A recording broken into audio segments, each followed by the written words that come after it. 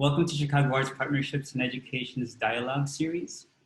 CAPE works at the intersection of arts and pedagogy, where we cultivate arts-integrated collaborations between teacher and teaching artists. CAPE's teachers and artists co-conceive student-centered, student-driven curriculum by way of contemporary arts practice.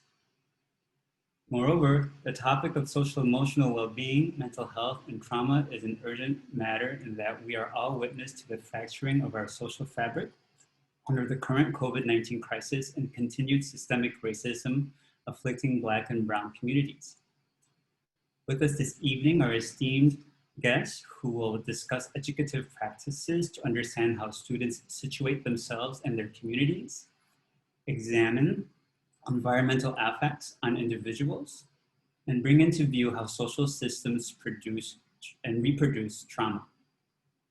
Our panelists for the evening are Jennifer Mannebach, who's an artist and educator. Jennifer creates work that explores remnants, boundaries, and transition.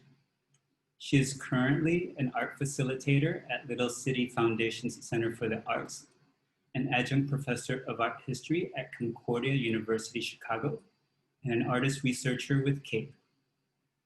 Brian Calhoun has worked in education and social services for over 15 years. He was a bilingual teacher in Chicago public schools, serving in different communities throughout the city.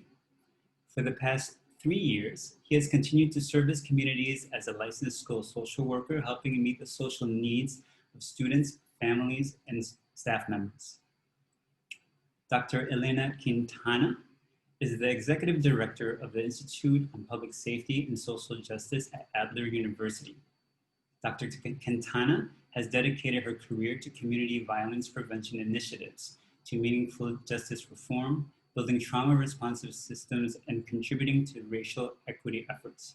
Dr. Quintana has served as an appointee to numerous violence prevention advisory boards for the City of Chicago, the Illinois Criminal Justice and Sentencing Reform Commission, and as a Preckwinkle appointee to provide oversight to the Cook County Juvenile Temporary Detention Center. Dr. Quintana works to address trauma in Illinois Department of Correction for correctional staff and prisoners. We will hear from our speakers in that order. So with that, I will hand it over to Jennifer Mannebach. Hi, everyone. How are you? I'm going to share my screen in a minute, but I wanted to also point out that a lot of the work that I do, teaching work and facilitating, is with artists and students who have developmental disabilities or diverse learners. And, you know, I know we're talking about trauma, and I don't want to imply with that that they specifically experience trauma, because I know everyone experiences trauma, and a lot of our students do. So I just wanted to say that first of all. And I'm going to share my screen. Okay, so I'm not going to talk about my own work a lot, but just as a reference point, you know, as Mark alluded to, I'm interested in boundaries and the borders of, or edges of where things collect. And over the last 5 years or so, I've been looking at the language of interior maps, mapping of the body, along with broader views of world maps and constructed barriers. So, you know, including that intense chroma of colored gels used in microscopic visualization, which you can kind of see here on the left. This is a window installation that was recently at the Evanston Art Center. And then on the right is a singular piece on paper, just a detail of it. So I guess it was a little over a year ago, we had the symposium, the Space and Identity Symposium with CAPE.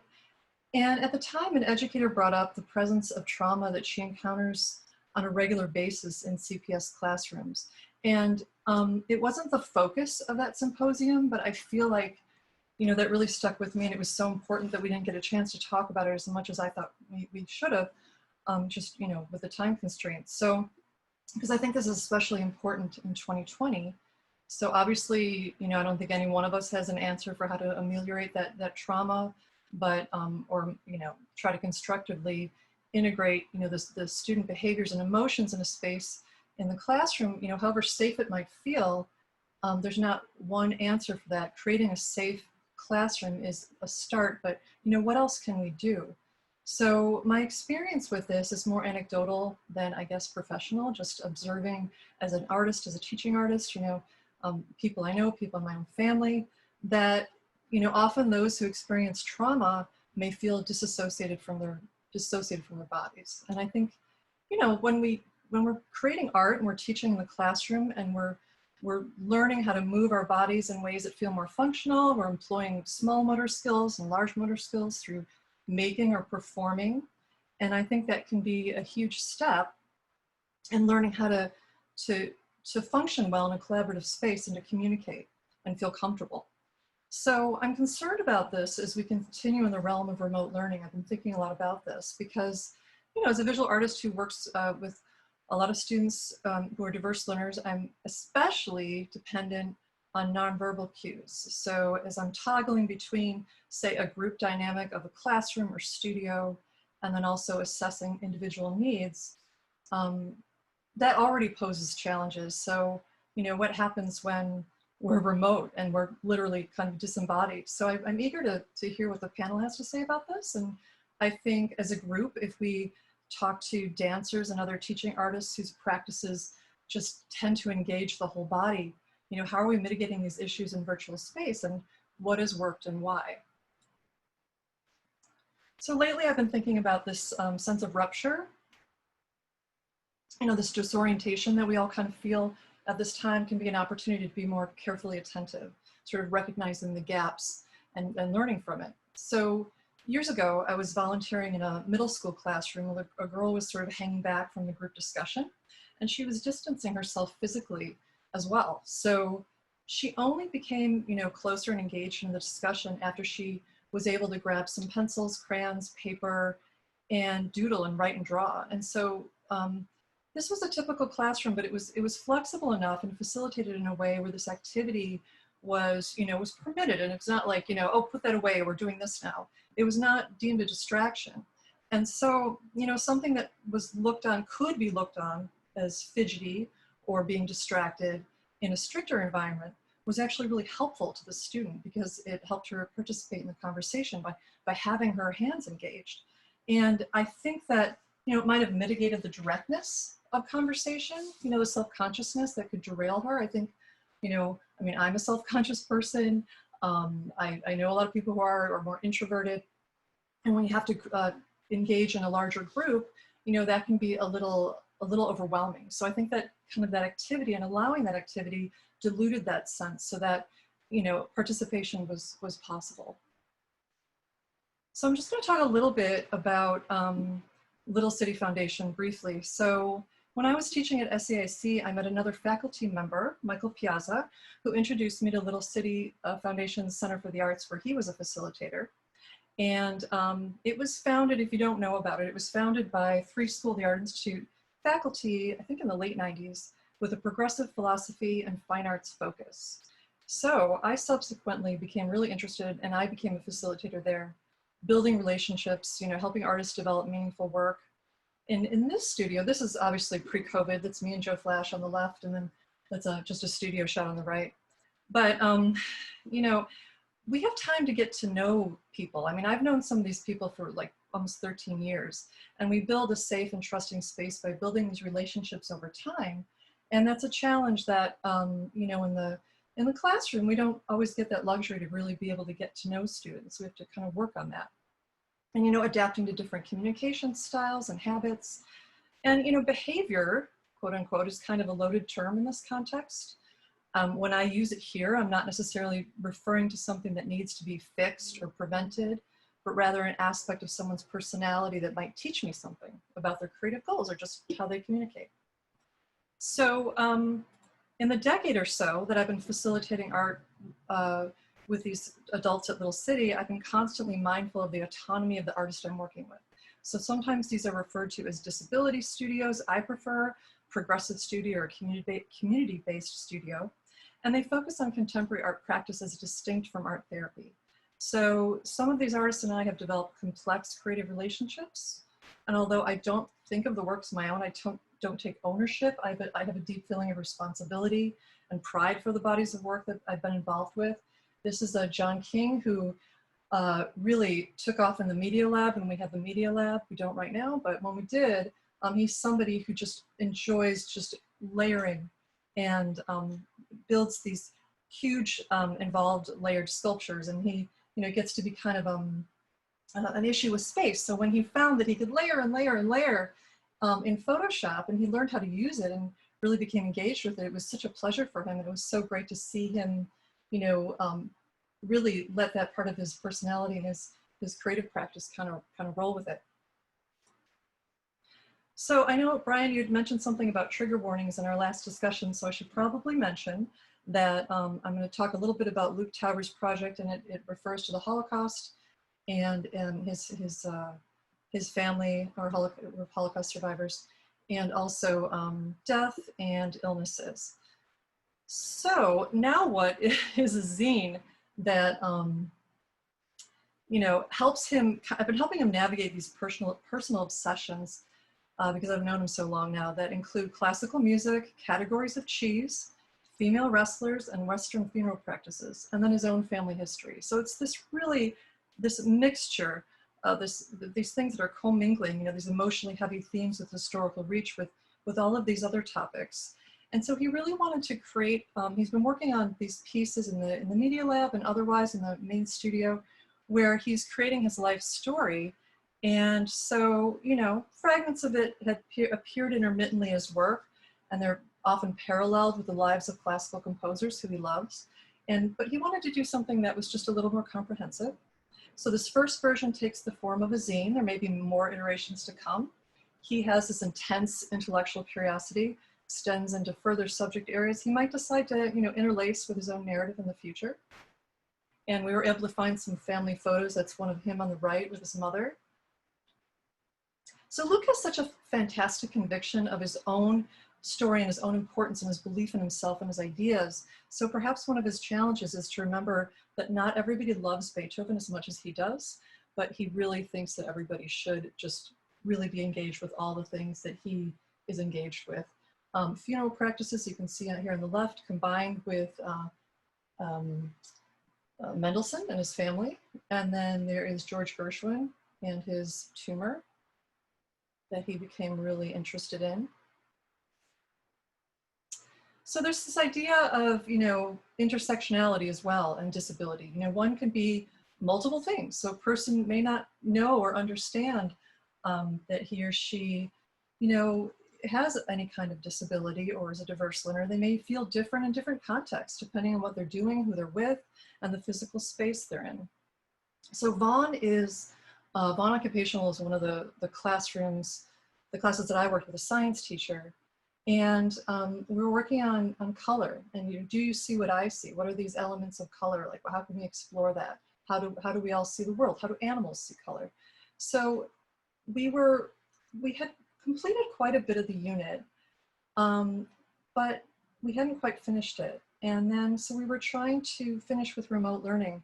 And I was, making note of how difficult it was to feel connected to students through the pandemic. I feel like we're all really adaptive in our approaches, but so much of my work had been responding and adapting to people individually while also trying to create this meaningful group dynamic. But I still found it frustrating that a lot of the students weren't able to continue remotely. That said, there were some unexpected results. So this was actually in the classroom still.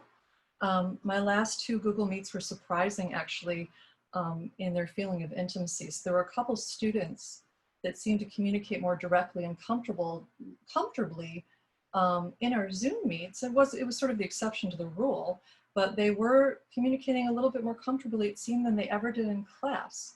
And I found that really interesting. So one student had never used words to communicate with me in person, but spoke to me through the screen and was able to share some of the things he enjoyed. And so I think this is maybe more common than we realize, and it's given me more insight into possible strategies to employ in the future. I'm wondering actually if anybody else has been in this position or noticed these kinds of things. So in CAPE, we talk about role shifting and collaborative flexibility. How can we learn from these initial online experiences with students to be open to what they need? I think, in some classes, there's a calm classroom experience that we do to sort of start the class. What about other kinds of movements that we can, use to engage students? There were some students in this class, who were, self-conscious about taking a selfie or taking a self-portrait. And they found a way to participate despite feeling self-conscious about that. So they were able to, deal with this idea of colored light and how color mixes in light versus paint and other things, and shadows, reflections. So the teachers that I tend to pair best with are teachers that allow me to kind of meet students on my own terms. And what I mean by that is, telling me things sort of on a need-to-know basis about specific aspects of a student's ability and communication methods. Sometimes you really need to sort of explain something so that we can all function well together. But I think sometimes if things can become too contained in this little box of well, here's what this person is, here's how I work with them, so here's how they'll be with you, and that's not the case. And I'm sorry about my barking dog. Hopefully that will stop. So I don't want to always have a preconceived notion of what a student is capable of, because I know from my experience that relationships are what is the basis of all of this. And so my relationship might end up being different than someone else's relationship. So this project with North Grand, this project was really difficult to end. When things shut down, we had already done so much. Yet the last part of putting it together in a cohesive way, it had a lot of different components. So it was so important, and my partner and I were really looking forward to that moment because we felt like there were so many successes within this, and we wanted to see it really come together and culminate. And as a group, investigate the relationships, the lines of inquiry from negotiating boundaries. And our initial question was, how do we figure out the boundary of a community? So you can see a few samples of some of the things that I'll describe a little bit for you here.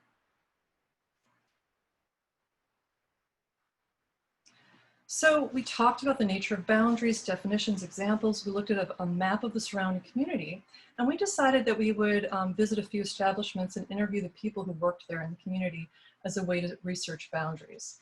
And so through group discussion and voting, the class decided which stores to visit. Cook Brothers and Burlington are both nearby, so we walked over there at different days. And after talking about different kinds of jobs that students were aware of, they came up with great questions, and we collected and explored. And as you can see on the left, practicing with peers.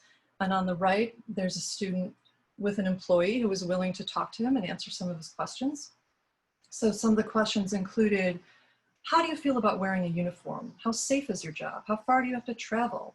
What kind of training do you need for your job? Do you get to sit down? Do you have to stand up all day? Do you get snacks? All these important things. So I just want to briefly mention too, I spoke with another employee that was interviewed, and we compiled all these interviews. I spoke with my teaching partner about this, and it's a cluster community, and it's in the school community, integrated to some extent, but honestly, a lot of these students are in a cluster. They don't necessarily get a chance to socialize with as many other people as we would like, or as they should, I guess. And some of the students in the cluster program might not be aware of this, or at least they don't express frustration with it, but they have a lack of peer models. And so sometimes a student in this group may not be familiar with social norms, and at times be immature for their age. And Christina Bolis, my teaching partner, she said, I think our project's focus of exploring the community was so necessary to get the students out of the classroom to experience what's around them. And students were asked to observe and interview professionals in different roles, which required them to initiate a conversation, communicate their intentions, respond to the individual they were communicating with, have a dialogue, and build on skills for furthering conversations. So this was a really productive unit. And even though we didn't get to finish it, I want to share some of those ideas with you. So we mapped out an area in the classroom that would simulate a plan view of the school and the surrounding locations we visited. We started to think about a template of a museum as a model for display. And so we began to organize and arrange objects we found, painting pedestals and surfaces that would culminate in an installation. And so working with the inquiry questions through all these different modalities is really helpful in a large, diverse classroom. So teachers facilitate this idea of, validating the students' questions and their inquiry by cultivating this respectful environment and encouraging these relationships that are driven, importantly, by inquiry and empathy. And all these different modalities are really important because they could gravitate towards processes where they might have the most agency.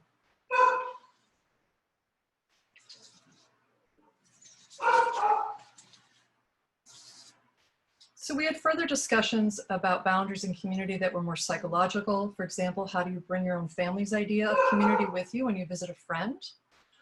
In discussing museums, the idea of institutional critique came up, how things are represented and displayed. And we discovered that many of the students had never been to a museum, or if they did, it was very limited. So we decided that we would visit the Field Museum as part of our unit. This particular image is, these are some of the objects that we bought when we visited the different stores. And we were able to sort of set some of them up and kind of have these little tableaus that we could photograph to think about eventually when we were supposed to have an exhibition, how they would exist in space and what that meant. So the notion of curation was integrated into the process, especially once we began looking through the lens of museum representation. So students created floor templates, they worked on ideas for pedestals, boxes, signage methods for display and communication, things we bought, things we passed along the way when we walked to these different places on our field trips. This is us all at the Field Museum.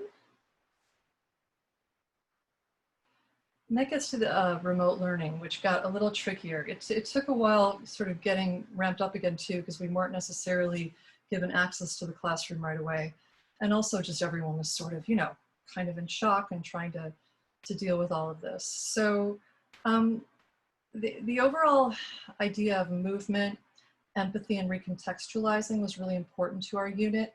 So it was hard to sort of translate that into a remote form. I created presentations that sort of reminded them of what they did, of their field trips and the museums. I provided a few videos with material tutorials. And then we got together in Google Classroom and were able to do a few things. This is just an example of a PowerPoint page, image that I did that was reminding us of the Field Museum trip. And here's another one. And within this, there were some prompts for things to do. But honestly, it didn't get real until we actually were together in Google Classrooms and were able to talk about things.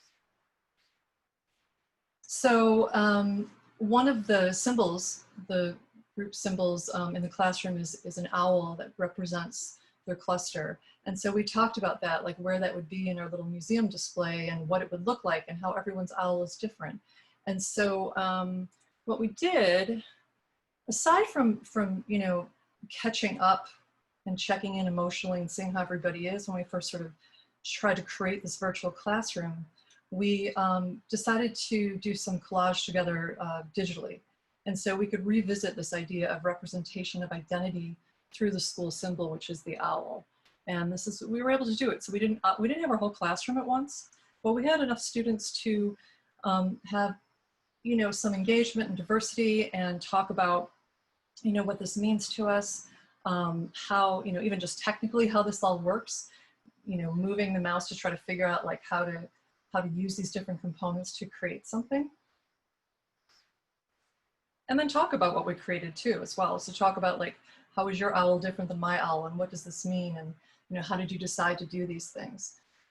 So when there's no physical classroom, I'm just thinking about how can we facilitate that third space? What does it mean to make someone feel safe and create, to make the whole space feel like a safe space, and so that everybody could be creative and that everybody can really feel comfortable. And I think I don't expect us to learn the nuances of how all this works right away, but I think that the fact that we all have that desire, and today is great because we can talk about some of these things as well.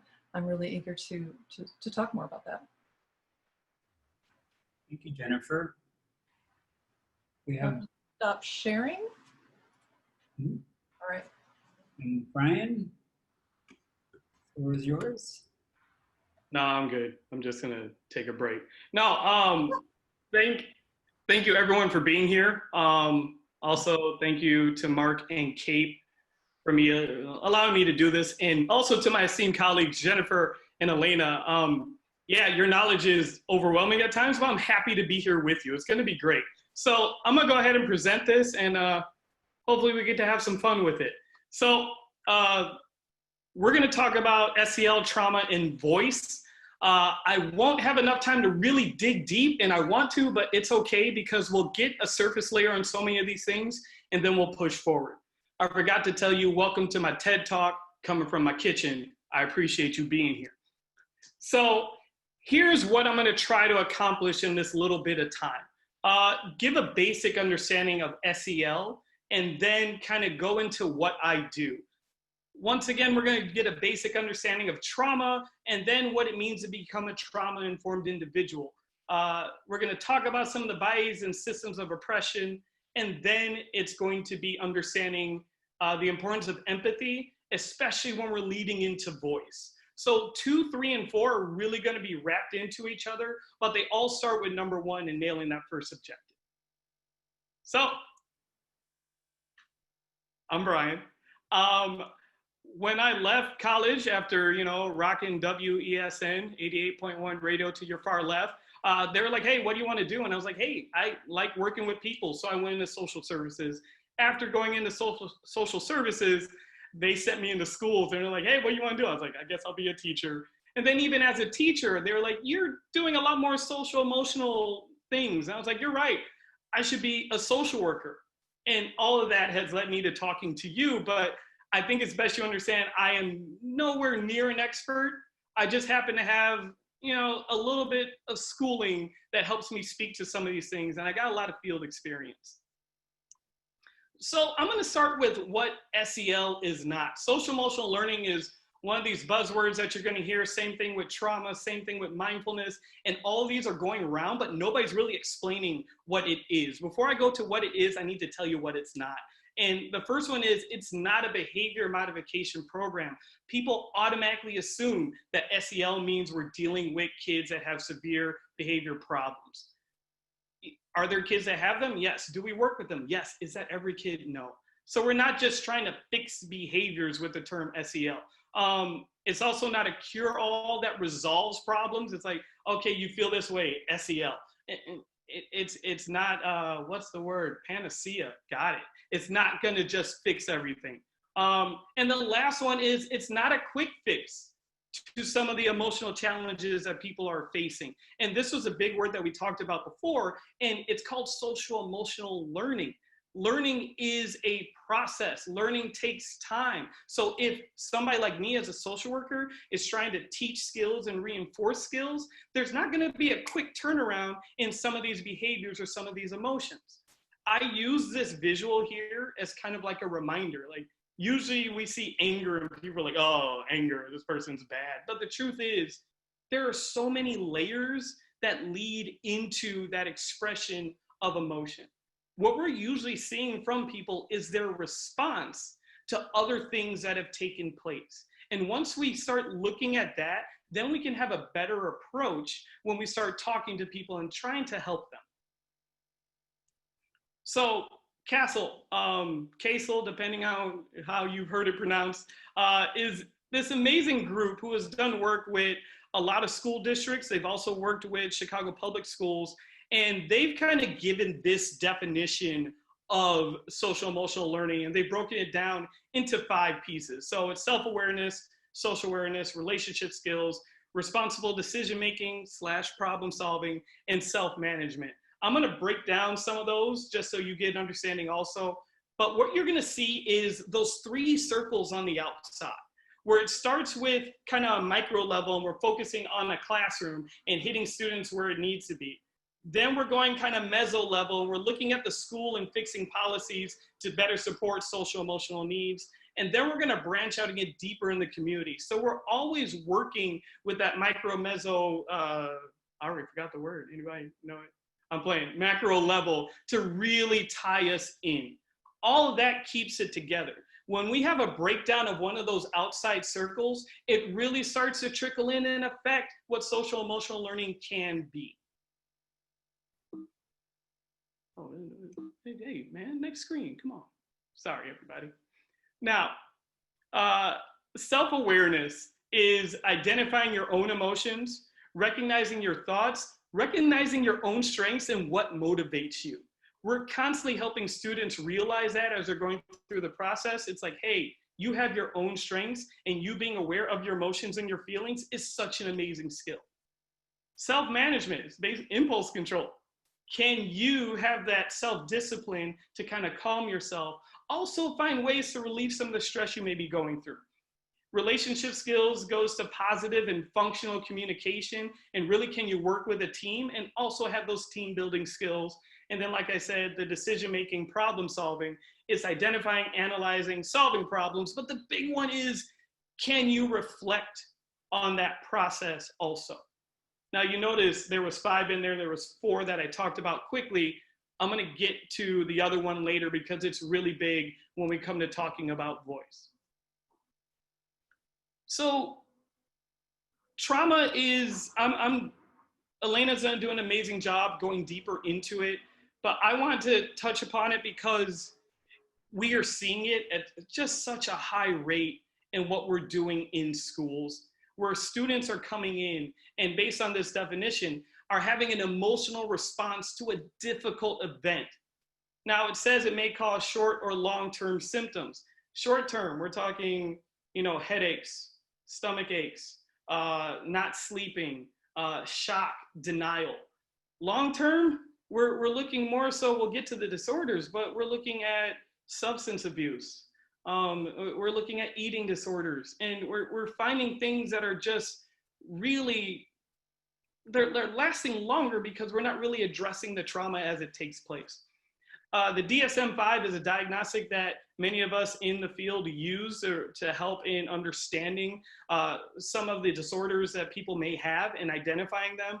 The DSM defines trauma as direct exposure to death, death threats, actual or threatened violence. That also includes sexual violence. One of the faults in there for me with the DSM is they say it has to be like, it has to happen to you in person. They don't take into account the idea of secondary trauma, or even if you hear it secondhand, it could still affect you and lead to some pretty difficult challenges down the road. Luckily, the DSM now recognizes that there are stress and trauma-related disorders. The most common one is PTSD. Primarily, previously, it was linked as being an anxiety disorder, but then they went back and studied trauma, and they're like, no, this is something different. It should be in its own category. The same thing with dissociative disorders, where people who have experienced intense trauma tend to start withdrawing and separating themselves, and they're no longer connected. Next one, come on. So I borrowed this from the TREP project. It is the Trauma Responsive Educational Practices Project. They have strong ties with the University of Chicago. Feel free to visit their website. And it talks here about the 4 R's of trauma: realize, recognize, respond, and then resist re-traumatization. For me, I'm gonna really look at that top one and looking at the realize part. The brain science, I'm gonna leave that to Elena. It's not me, I don't go that deep. But the intersections of inequality and trauma, and how there are so many systems put in place that are re-traumatizing whole communities. When we talked, I happened to mention like redlining. Historically, the idea that people of a certain color couldn't purchase homes in a certain neighborhood. And then you think about, okay, great, well, if they can't purchase homes there, what's the long-term effect? Well, schools are funded through property taxes. And if you can't get in there and you're only living in a certain neighborhood, now your schools aren't funded appropriately, thus you don't have the resources, therefore you cannot be the best you can possibly be, because redlining helps set that up. Think about higher rates of diabetes and other diseases in specific communities, and then you look at that, oh, there's food deserts and there are no grocery stores around. Or even another one in education, how they were teaching for a long time, like, oh no, slavery was great, guys. It was better than living in Africa. Oh, Trail of Tears? Mm-mm. They wanted to do that. It's those things that were presented that start that re-traumatization. It's our job to realize the inequality within those systems and really start addressing it. Because if we're not addressing it, we're essentially doing more harm. Now, those same systems that have created this oppression and created this mind, this process, also lead to our own assumptions and biases. We start thinking and looking at people a certain way based on these systems that have been presented. So a lot of times people have judged somebody just as they walk through the door. Now, how are we able to really help someone or really stop the re-traumatization if we've already tried to pinpoint who they are and what's going on? In that effect, all we're doing is adding to the re-traumatization. It is important for us to recognize what has been laid out before and do our best to rise above and eliminate all those biases so we can be effective in meeting the needs of students or clients or adults or even just a person sitting next to you. It starts there. Sorry about getting on my soapbox, everybody. Sometimes it happens. Now, all this leads to getting back to that last kind of piece of the pie, which is social awareness. And this is empathy, empathy, empathy. It's the ability to take the perspective of others and form a respectful understanding. I put that word in there on purpose because it's one thing to be like, oh yeah, I feel what you feel. No, you gotta be respectful about it, which includes understanding diverse backgrounds and cultures across all settings. The best question I've learned through years of doing this is you can always ask somebody, help me understand. When you start doing that, then you're getting to their level. Then you're willing to listen. And that part of empathy is huge because developing relationships is what's going to lead to providing voice to those students and clients and who you're working with. So I believe I have a video here. Brene Brown is she's a teacher at the University of Houston. She's got a PhD. She does a lot of work around vulnerability and shame. This happens to be an amazing video that I love showing. If you've seen it before, awesome. If you have not, just kind of sit back and really enjoy. Just as a warning, it's a 2-minute video, around 2 minutes, there is a mention of a miscarriage. And there is also a mention of a dissolution of a marriage. So just kind of, so you're aware, those two will come up in here. Otherwise, just sit back, enjoy, and really kind of put yourself in this mindset.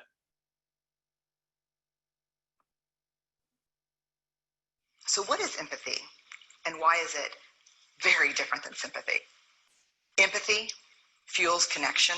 Sympathy drives disconnection.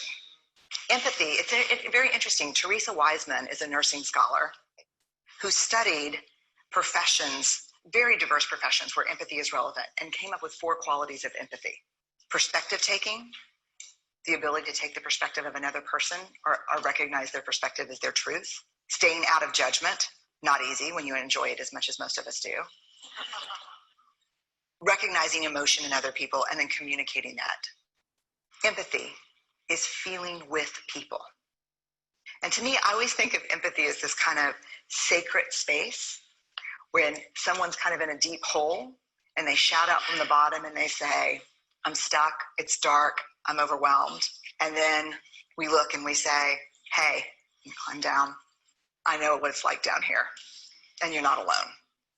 Sympathy is, ooh, it's bad, no, you want a sandwich? Empathy is a choice, and it's a vulnerable choice, because in order to connect with you, I have to connect with something in myself that knows that feeling. Rarely, if ever, does an empathic response begin with at least. And we do it all the time, because you know what? Someone just shared something with us that's incredibly painful, and we're trying to silver lining it I don't think that's a verb, but I'm using it as one. We're trying to put the silver lining around it. So I had a miscarriage. Oh, at least you know you can get pregnant. I think my marriage is falling apart. At least you have a marriage. John's getting kicked out of school. At least Sarah is an A student. But one of the things we do sometimes in the face of very difficult conversations is we try to make things better. If I share something with you that's very difficult, I'd rather you say, I don't even know what to say right now. I'm just so glad you told me.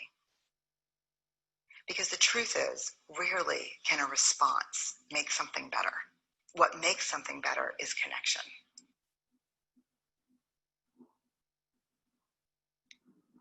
So Jennifer asked a question, how are we driving connection? And this quote here, just taken from the National Child Traumatic Stress Network, working to strengthen the connections within a youth's family and social environment can help youth with suicidal and self-harm tendencies to feel supported. This specifically looked at the LGBTQ youth and some of their challenges. What we're trying to do is build those relationships, but in building those relationships, in order to facilitate voice, we need to practice empathy more.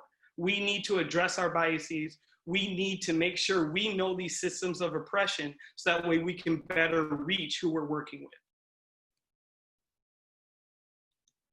So how can we facilitate voice? Students face specific challenges in educational setting, especially minority students, and having student voice is important through counseling. And the reason why counseling is important, because counseling helps create this intentional space where students can be comfortable. And being comfortable means we need to do our best not to put in the silver lining, because actually what we're doing with that silver lining is we are minimizing what they are going through. And the last thing you want anybody doing to us as adults is minimizing our own struggles. At the same time, when we create that space, we are validating who they are and showing that they are valued. Now, one of the other parts is we like to try to tell people or students like, oh no, don't worry, it'll be fine. Or it's like, you shouldn't feel that way right now. Or my personal favorite, do you think it's okay to think like that? It's like, no, because we should be following their lead. It is their challenge, it is their trauma, it is their struggle. We should not be dictating what they need. I said the old light bulb joke because it's how many social workers does it take to change a light bulb? And the answer is light bulb has to want to change itself. But when you think about that, it's true when dealing with students, when dealing with clients, when they're ready to change, when you've given them that space, then they're going to lead the way. The last thing is making sure we are being quick to listen, slow to speak, and slow to pass judgment. Most people are coming and you want to facilitate voice, you need to close yours, because that's going to allow them to then share. How do we create these spaces? Or how do we create opportunities? Boom. You create peace rooms. If you look on the right, they got the one with the nice like mandalas and comfortable seating. I work with an amazing school counselor who is part hoarder, amazing bargain bin hunter, who has created a space like this in our school. We also have a restorative practices coach who comes and runs circle and teaches teachers and other staff members how to run circles, so we are encouraging voice. The last thing is we should be promoting student-led initiatives. If students have a plan, whether we think it's appropriate or not, we should really listen to it and allow them to carry out, because they know what's going on and they know how to best express their trauma. So that's my TED Talk in my kitchen. I appreciate y'all for coming out. Those sources will be available to you in the near future. Thank you, Brian. Now we have Elena. Hi, everybody. You're a tough act to follow, Brian. I don't know about that. I'll do my best. So I'm going to be talking about so many things in like 15 minutes. So I'm going to be like very quick about this. I hope everybody can see my, that I've shared my screen. And I want to start off with the definition of trauma, because sometimes there's different kinds of definitions. And I have a very technical definition, so you may want to write it down. Very official. It's trauma is bad stuff that leaves a mark. A lot of times people just kind of wonder, like, there's a lot of, you know, different things, like, is this traumatic? Is that traumatic? Well, if it felt bad and it left a mark, yes, it was traumatic, right? And so lots of times the, toxic stress can happen when people have too many bad things going on or things that are really taxing them and not enough resources to get through it. So this is a great example with this picture of a baby who can be born into a toxic stress situation with lots of challenges and maybe not enough resources to address all of these challenges coming at them. There was this seminal study that around childhood trauma where we learned a lot about childhood trauma called the ACEs study. I bet a lot of people on this call may have heard about it, but I wanted to just go through it. Basically, there were two researchers, Vince Folletti and Rob Anda, two medical doctors who were trying to understand why patients, like, for example, who had addictions, may improve and then relapse, like, badly, and they started interviewing all these people. And what happened was they started learning about how childhood trauma really fueled lots of the challenges that they had. And so they did a big study called the Average Childhood Experiences Study that where they asked about just 10 questions, like 3 kinds of abuse: psychological abuse, physical abuse, sexual abuse, 2 kinds of neglect, emotional and physical neglect, and 5 kinds of what they call household dysfunction. If there was substance abuse in the home, loss of a biological parent before the age of 18, depression or mental illness in the home, if you had witnessed your mother being treated violently, or if you had any household member that was locked up. All of this were people generally that were, like, I think on average 54 years old. Most of them were white, most of them were middle class, most of them were college educated. In San Diego, California, they had a large group of people, and basically this is what they came up with. And it floored them because they thought, if this is happening with middle class people, like, what's going on in the rest of the country? Because they themselves felt like they'd only met maybe 1 or 2 patients over the course of their 30-year medical history who had ever been sexually abused. And then, like, this was like, no. 26% of women, 16% of men stated that they had been sexually abused. And so that was just like one example of all that they learned and about how widespread this is. But the biggest thing that came of this study, I mean, one of the big findings of it was that people who report 0 like adverse childhood experiences before the age of 18 live on average 20 years longer than people with high ACEs who have 6 or more adverse childhood experiences. And childhood trauma drives health disparities, and it's the #1 social determinant of health. And if this is freaking you out because you have high ACEs, join the club with that. But I have good news for you at the end about really trying to create healing spaces that turn back the effects of adverse childhood experiences. So stay tuned. Now, I mentioned that the ACE study was really done with mostly middle class white people. And so there's this guy, Roy Wade, who he's right here, the African-American man to the right, who did another study with much younger people, average age 34 in Philadelphia. And he found 5 new definitions of trauma that were very, very common in the population that he worked with. And they include experiencing racism, witnessing violence, feeling that you live in an unsafe neighborhood, being placed in foster care, or experiencing bullying before the age of 18. All of these, so I will talk a little bit about the results of the ACE study. And so basically, with these additions to the original ACE study, they found all of the same kind of health-related data. And I'll tell you just a snippet of the health-related data because basically the ACE study is the most prolifically significant study ever undertaken by the Center for Disease Control. Basically, any finding you can imagine is affected by adverse childhood experiences. Here's one. This is childhood depression. This is childhood depression and, people who have adverse experiences. So here's people, the blue is men. They have 0 ACEs. This is women with 0 ACEs.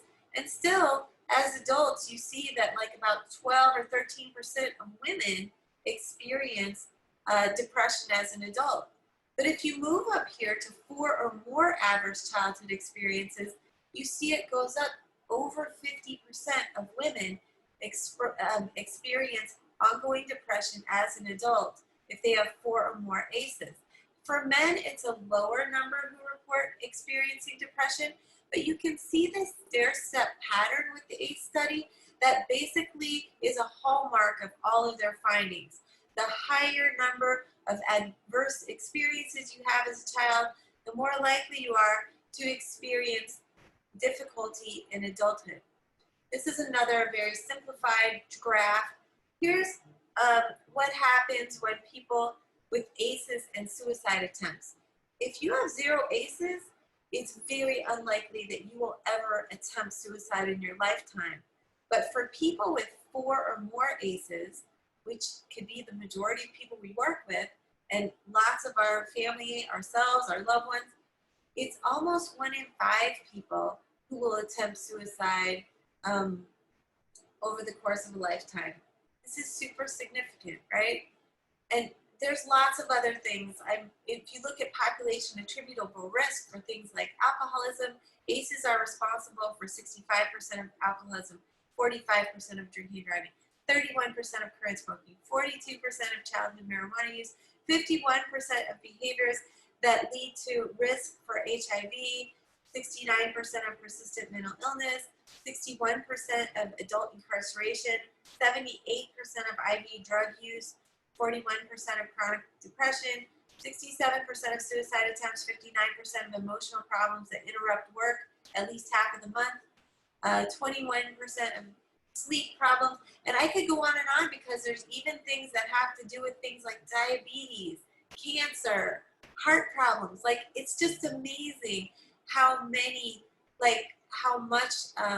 of your life is affected by the kind of adversity that you experience as a child.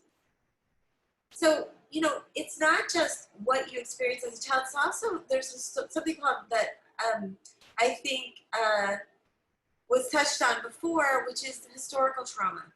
And, historical trauma is what has happened in our families and to our people before we were born. It's the history and the context of difficulty that we can be born into, including the loss of homeland or your way of life, language, culture, ability to practice your faith, freedom, the right to raise your children, or access to justice.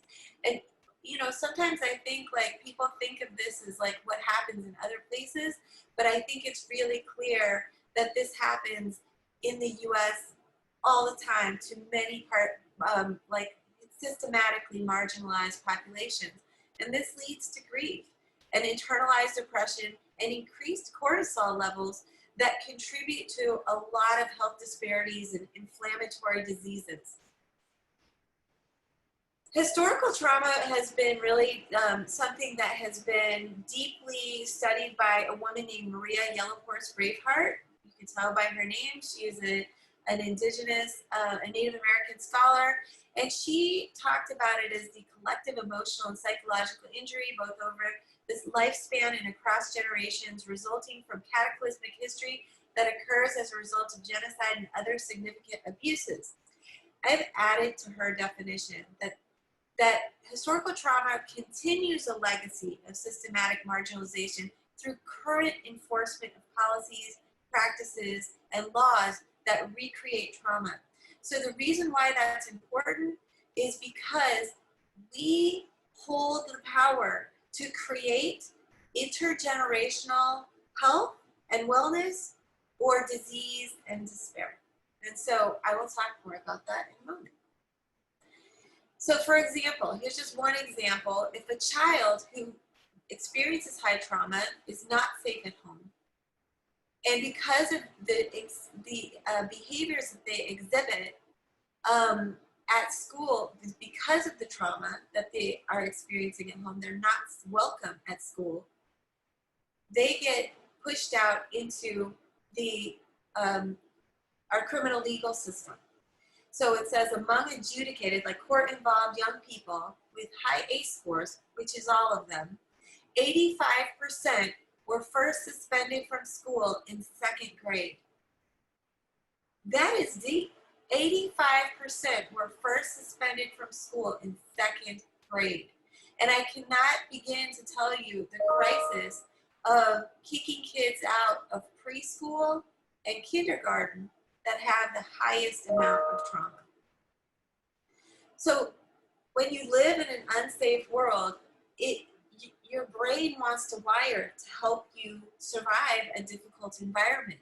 But this can compromise things that people value in a learning environment, such as auditory and visual processing, integration of creative and analytic thinking, memory formulation and recall, risk for depressive periods in life, changes in stress response, small amounts of stress felt as a crisis, and quality of relationships with self and others. When it talks about changes in stress response, it's like people who have, like one of the hallmarks of people who have experienced a lot of trauma is they either like space out very easily, can be very attention deficity, or they're hotheads, like that are quick to get upset and slow to cool down. This is one of the things that can happen when children experience extreme neglect. These are PET scans, brain scans of 3-year-olds. They were made on the same machine. They were not, they're not like 2 different sizes. These are 2 different children, and you can see the difference in the mass, the complexity of the brain development. So this is a child that had a more typical life, and this is a child that experienced extreme neglect. And you can imagine the dearth of kind of connection that happens based on this child's, sometimes this, like seeing a brain that has experienced tons of neglect is really helpful in terms of helping us to be more empathic about how people can be wired very differently based on their experiences, particularly early in life. And 2 of the things that really challenge people are emotional dysregulation. Like, I don't know how to handle the upsetting feelings in my body and I'm gonna act out. But this emotional dysregulation is different than defiance. Defiance is like, I'm gonna act out until I get what I want. Emotional dysregulation is, I can't handle what's going on. I'm overwhelmed. And so behavior can be way out of proportion for the cause, and it can look like meltdowns or space outs or a lack of attention, right? Executive functioning is one's ability to successfully get yourself up in the morning, get dressed, make yourself like something to eat, brush your teeth, and get on like a Zoom call. All of those things are super important. But if you have been affected with your working memory, your ability to inhibit like your responses, being able to be flexible to move from one task to the next, task ordering, these things can be really challenging for people who have a lot of trauma. And it's so important to think about how it's important to kind of calm down, not speak louder, but to speak more directly, slowly, repetitively, or sometimes give visual cues. That's super helpful. So trauma, I think, is not just difficult within this lifetime. Like if I have a difficult childhood, guess what? It is going to encode itself on my genetics so that my children and their children will have a greater ability to survive difficulty and adversity. Let me talk about this for a moment. It's real important. This is epigenetics. There were 2 studies. I'll talk for one about I'll talk really briefly about what's called the cherry blossom study. In 2013, a researcher was raising a bunch of mice in kind of this like lovely mice Shangri-La, and would would pair different kinds of scents, they would pipe in like chocolate smell and be like, that's delicious, or orange blossoms, wow, that's great, or cherry blossom scent. And when they piped in the cherry blossom scent, they would shock these little baby mice. And the little baby mice would, they weren't babies, they were like adult mice. And so they would shock these mice, but they're little and cute, so I feel bad. Anyway, so they would shock them.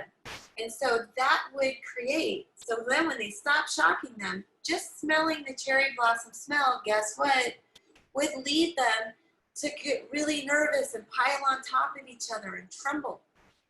So later they stopped all these experiments, they bred these mice, and they took their pups to be raised in a separate lab by different mice who had never gone through this experience. When they piped in the cherry blossom scent, guess what would happen to these baby mice? The adult mice that raised them, who had never experienced this, they didn't care at all. They're like, that's nice. But the babies would pile on top of each other and they would tremble. And this was the best, and this is like the first best kind of genetic, evidence for genetic coding that helped young mice to be able to exhibit behavior that helped them survive bad things, that helped them survive trauma, right? Well, they also did, there's another, I don't know if I have time for this, but basically there's another study that looked at rats, and they looked at rat moms that were like really good and stimulated their babies up by licking them and nestling them and modeling for them. And then they looked at rat moms that were really rejecting. They would kick out and bite their little babies, right? And what they found is that the little rats that were like by the licky moms, that were real like affectionate and everything, they had a much better developed brain. In the hippocampus means that it's like their memory center was very well developed, and they experienced being like things that would startle or disorient you by producing much less cortisol, which is the major stress hormone. So they basically surfed the waves of rat life much better because they were given this kind of a safe place to land and grow when they were little, right? And the rats that were brought up in a very neglectful and hostile environment, whenever they would be confronted with adversity, they got super anxious and they would start freaking out and biting and, doing all sorts of nervous things. They couldn't handle adversity. They couldn't shift. They couldn't make shifts in their lives. And so this has so many implications in terms of the way that our behavior affects young people who have gone through trauma.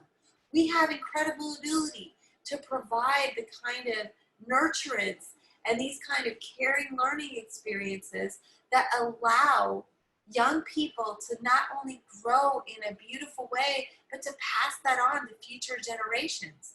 So I always ask this question: if we can be warned and shaped by negative experiences intergenerationally, can we also be healed?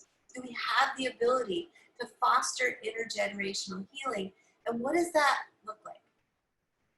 There's another form of healing that I think is super important. And there was a study that was done by this guy, Mark Hatzenbuehler, and all these other people who are listed here, with gay men in Massachusetts.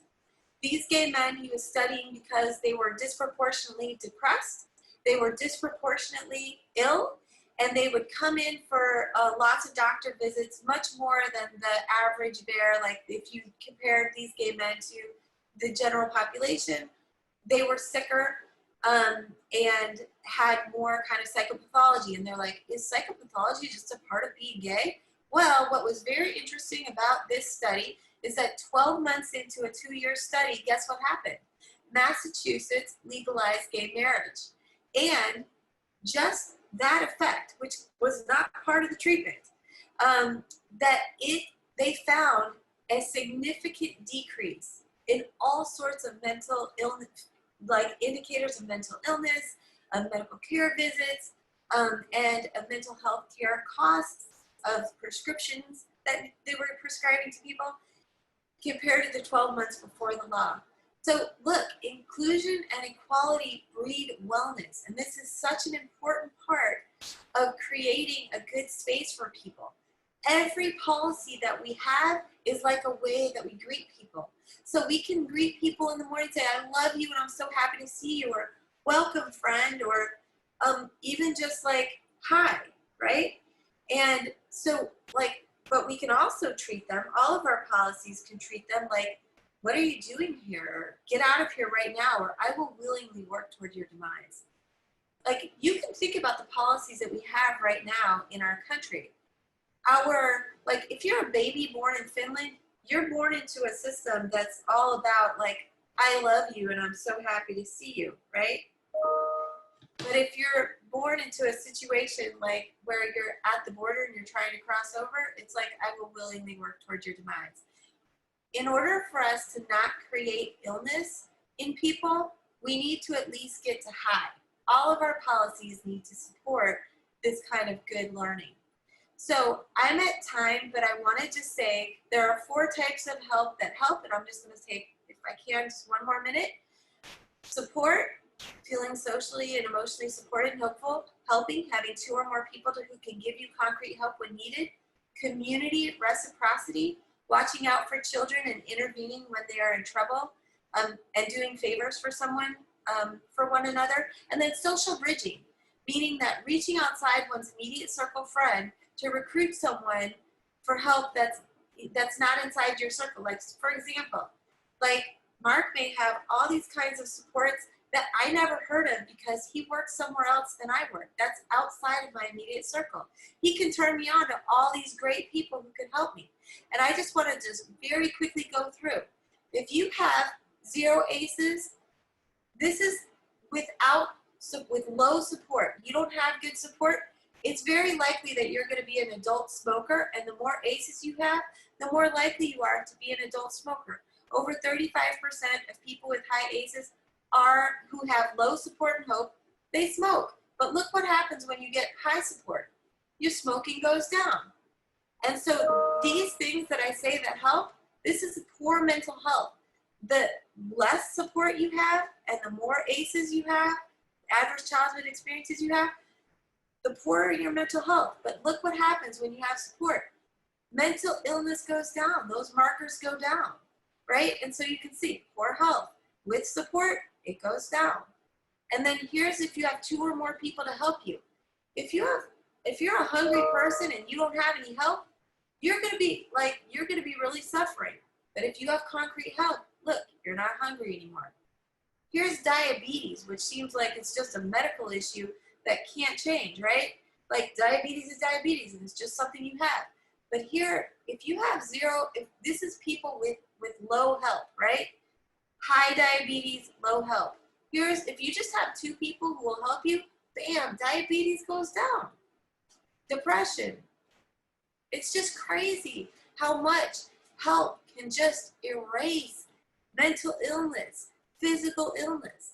And so I just want to leave you with these steps, that it's so important to have basic knowledge, and that it can help you respond with so much more empathy, as was discussed before.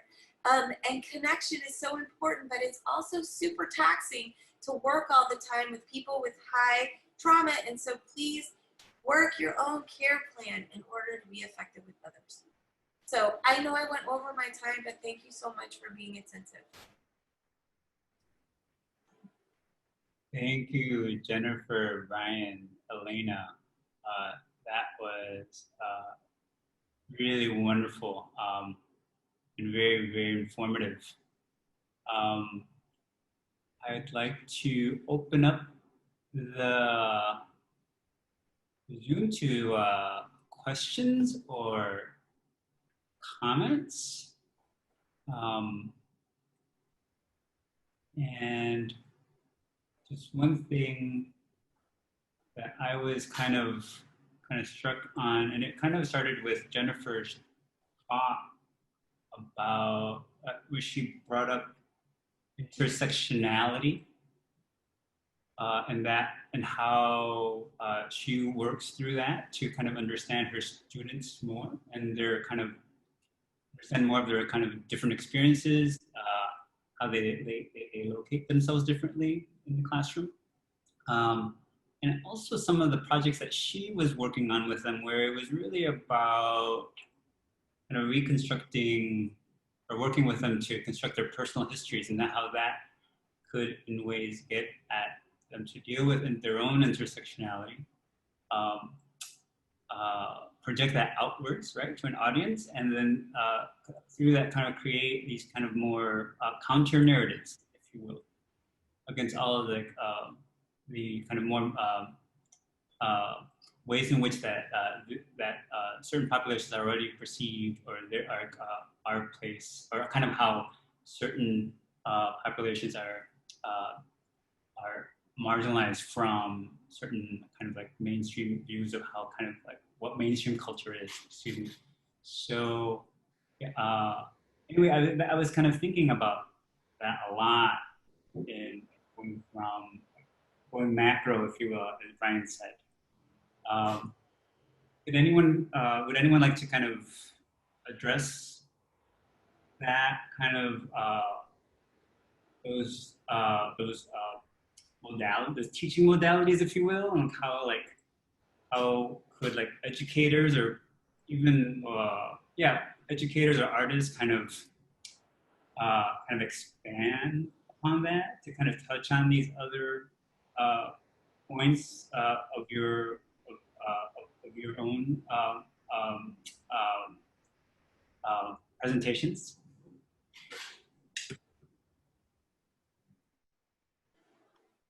Are you saying we have more time? Is that no?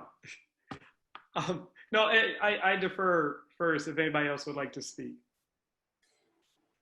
Well, I wanted to just make the point that marginalization makes people sick. And so when people feel marginalized, ostracized, that it actually challenges them in many, many ways. And I think that some of the magic of what Jennifer was talking about in her presentation were these great examples of expression that allow for connection and really like appreciation of diverse learners and lifting up of humanity, right? Lifting up and connection. And I just really appreciated, like, that is like medicine.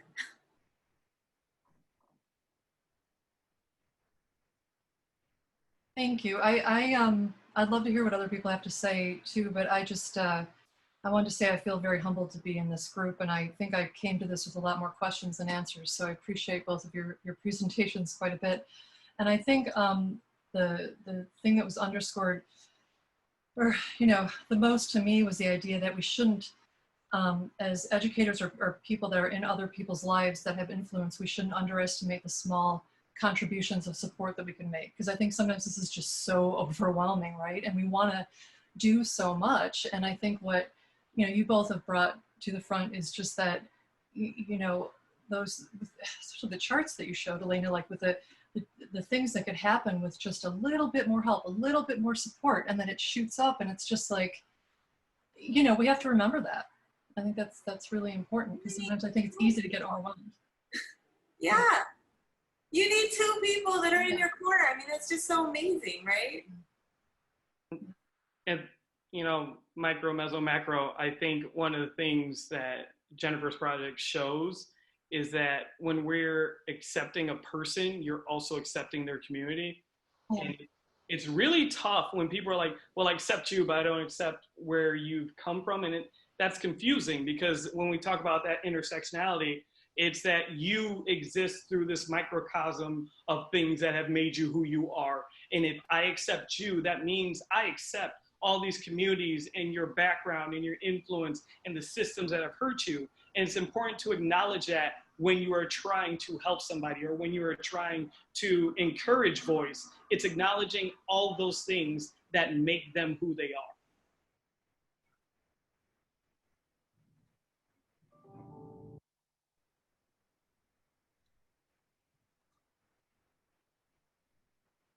Are there other questions?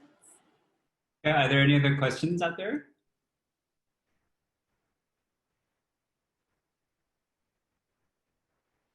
I don't have a question, but I have a comment. So, I was a teaching artist with CAPE for 9 years, and for the past 3 years, I've been working as a family liaison, doing home visiting, primarily with refugee families out here in the community where I live. And, all of the things, like obviously my background as an artist, like I feel like a lot of parallels with, Jennifer, and then also with Brian talking about like the in school, because all the training that I've received in this job is, like really dealing with the social, emotional, and like looking at all these ACE scores and all the things that factor in. And, like I just feel like, like this reinstatement of just having a relationship and creating that commonality between a student or a teacher or the parent and this, like this, the child, like that's the student, and like really just sort of like strengthening that bond just makes a significant difference, like even just being like ready to learn, ready to participate, and just reflecting back, like sitting, listening through all three of you, reflecting back, like I just think all the knowledge that I had now, like I have now, if I had had that when I was in the classroom, like I see the things that happened, but I didn't have the knowledge, to really identify that these were things that were really crucial.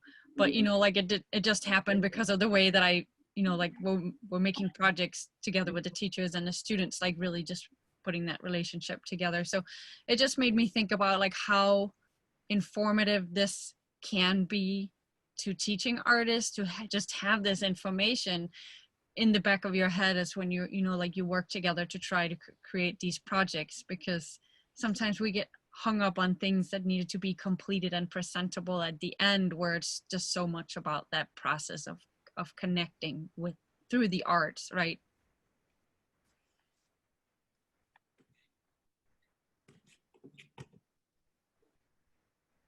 Thank you for sharing that. Like, yes, 100%.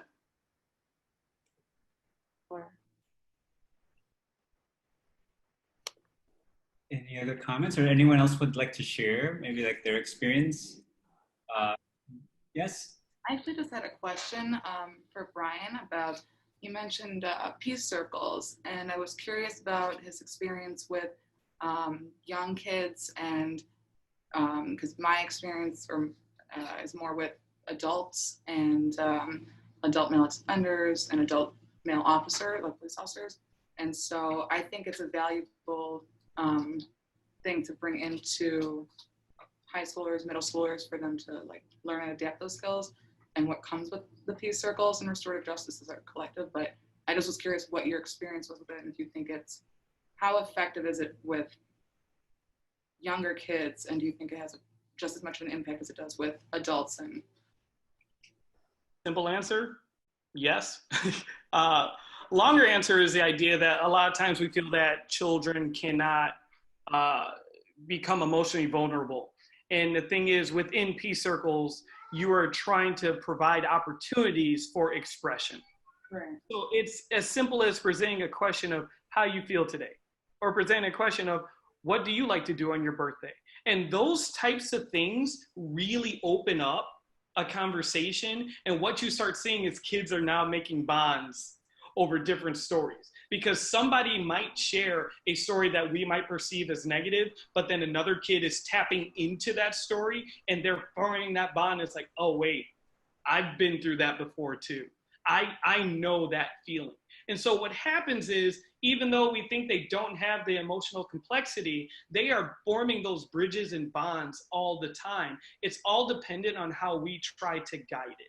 If we're looking for them to, it's like, so when was the last time you were scared? And, maybe that might work with some kids, but with other ones, it's talking about what was your experience playing? How did your friends make you feel? And then you're getting buy-in, and next thing you know, you've built this small community. And our school, the one where I'm currently placed, is just pushing it forward, and we're still doing it, and we're getting students involved at younger and younger ages. It's something as simple as a birthday circle where you get to share one thing that you enjoy about that person.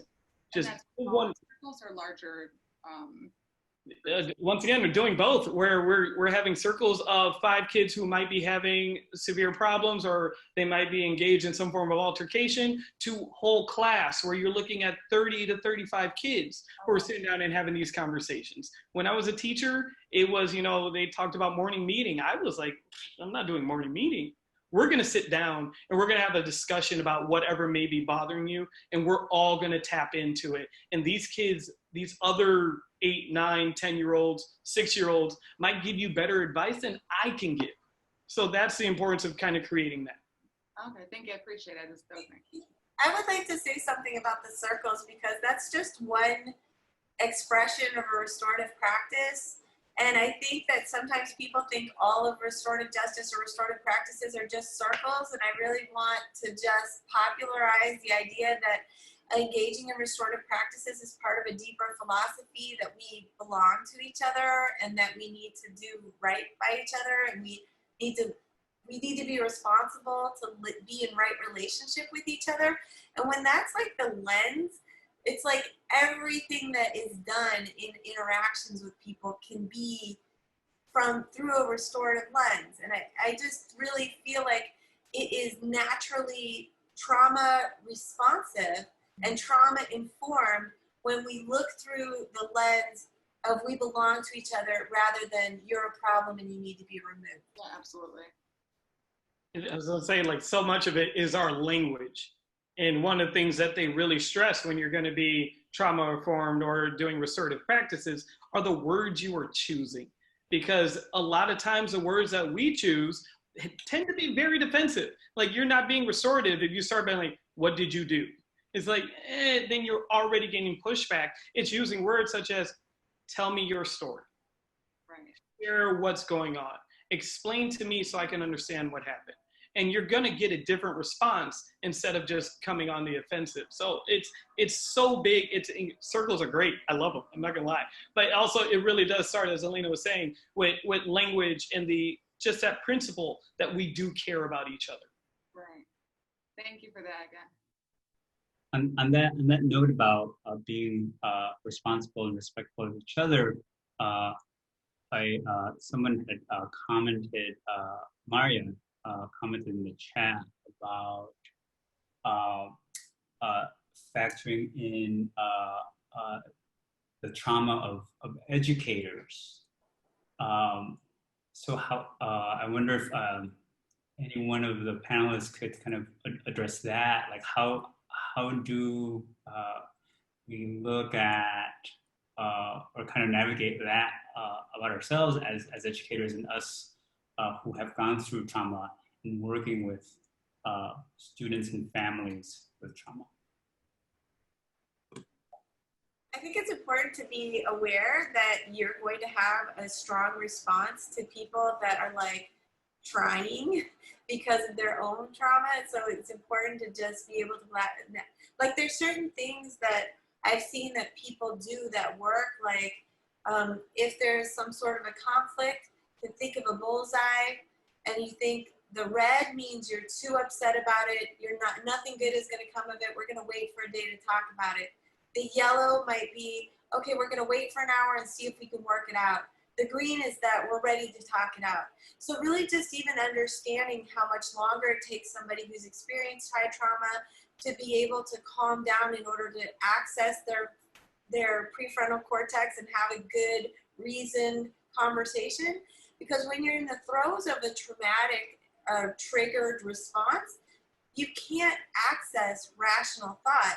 And so it's so important when you yourself are triggered by somebody to make sure that you take time to separate yourself from the situation and don't try to deal with it in that second.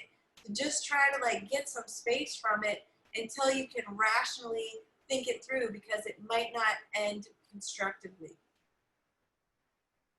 And it's so seductive to just go for the easy thing and just call a security guard or whatever, you know, in a way that could really have lasting damaging effects. I just want to say too that I think it's okay to admit that you just don't completely understand the situation in the moment. Like, acknowledge that ambiguity, because I think as you know, teachers are often seen you know, traditional classrooms as the experts in the room or whatever. And it's like, you know what, we're all coming to this as individuals with our own stuff. And we can sometimes acknowledge to our kids, you know, as a parent, I do this too, like, I don't know everything about this. I'm confused about this aspect of this. I know a little bit of this, but I don't know this. And can we work on that together? You know, so, and I realize that's not always realistic in extreme circumstances, but I think in general, that's kind of like how I approach some of these situations where it's like, I think, you know, I as a younger teacher or parent even, I used to think, I have to know everything about this before I can convey it or talk about it with my child. And it's like, no, you can acknowledge that, you know, there's gray areas, there's stuff that we don't even understand about ourselves yet. We're always growing. So that's just kind of my takeaway as well from my experience. And it goes back for me to, you know, those two pieces of the puzzle. It's self-awareness, you being able to acknowledge how you feel, and then it's self-management. And what are the skills or strategies that you have in place that are going to allow you to be successful in the moment? I'm not saying that you're not allowed to break down. We all have our moments, and that's necessary. That's normal. That's natural. But it starts with us acknowledging it first. If we have that skill, it makes things a little bit easier. The traumatization of teachers and social workers, like any clinician, is real. I remember days when I was in the classroom where something would happen. I'd be incredibly upset. And then I'd walk into the kids and I'd look at them and I'd like, listen, everybody, I'm a little bit upset. I'm gonna need you to bring it down a little bit because I don't want to blow up on you because I'm not mad at you. I promise you I'm not, but everything is upsetting me right now. That little bit does so much for the students because I'm communicating what I'm feeling. And I'm aware of it, and I'm telling them that I'm struggling. And I'm making sure that they can acknowledge that also.